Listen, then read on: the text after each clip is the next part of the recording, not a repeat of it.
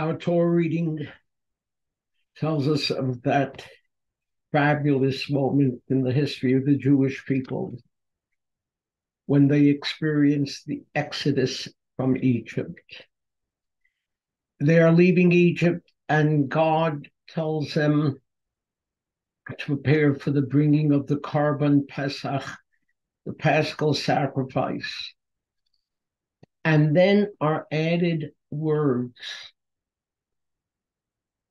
that are so crucial to the understanding of the Jewish people, and yet they're really not observed in our time, even amongst the most religious, or especially amongst those considered the most religious. The Jews at that time are told, when a proselyte sojourns among you, and he shall make the Pesach offering for God, each of his males shall be circumcised, and then he may draw near to perform it, and he shall be like the native of the land. One law shall there be for the native and the proselyte who lives among you.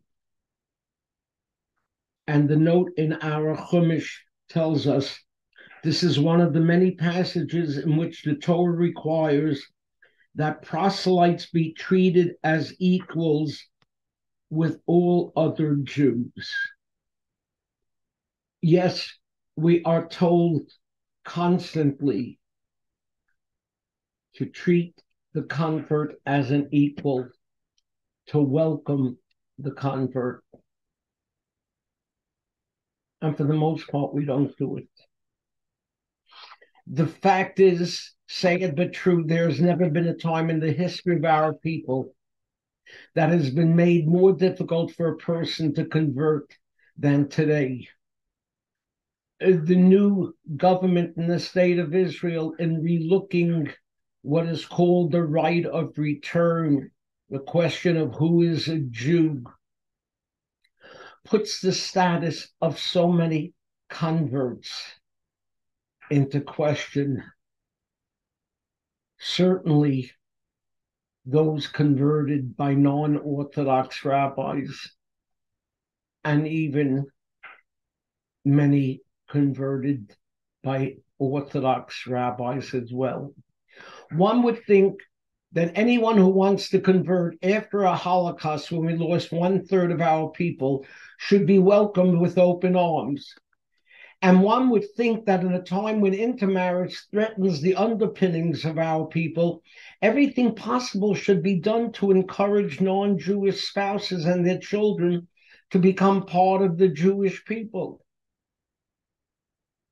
Of course, there are some who would say that Judaism never encouraged converts, but that's not so. Maimonides writes how during the times of King David and King Solomon, and I quote, there were many converts who were converted before untrained courts.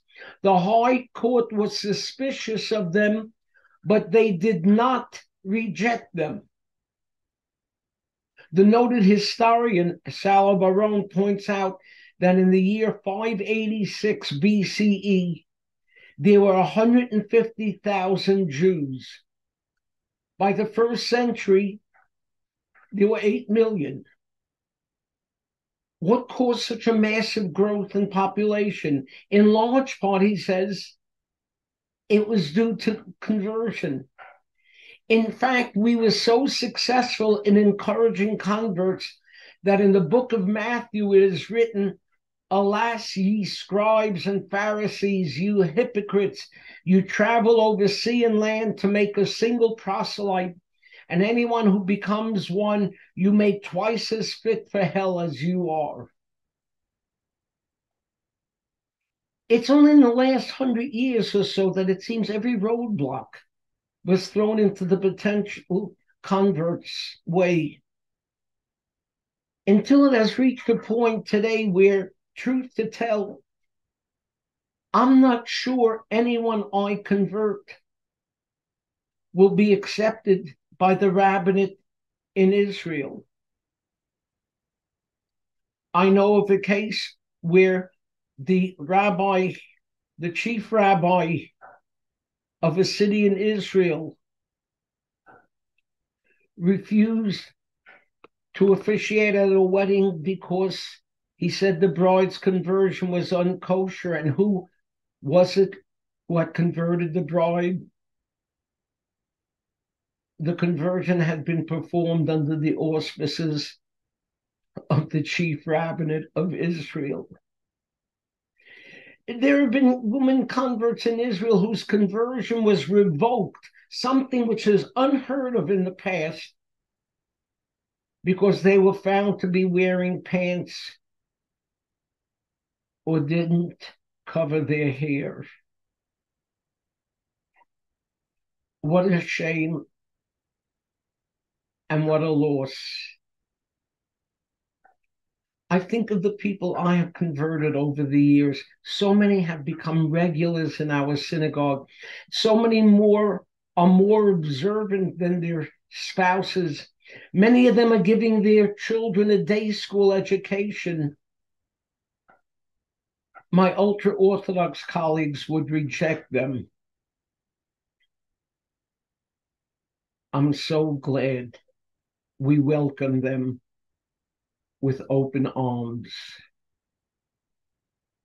Ve'ahavtam et hager, and you shall love the convert. The Sefer HaChinuch, the masterwork describing the meaning of all 613 mitzvot, points out based on Maimonides that these words, you shall love the ger, were preceded by the words, Ve'ahavta et Hashem Elokecha, and you should love the Lord your God. Coming so close to each other, Maimonides points out that the commandment to love the convert is so important that it is equated to the commandment to love God. Maimonides adds that God himself is described as an Ohev Ger. He loves the convert. And so should we. Shabbat Shalom.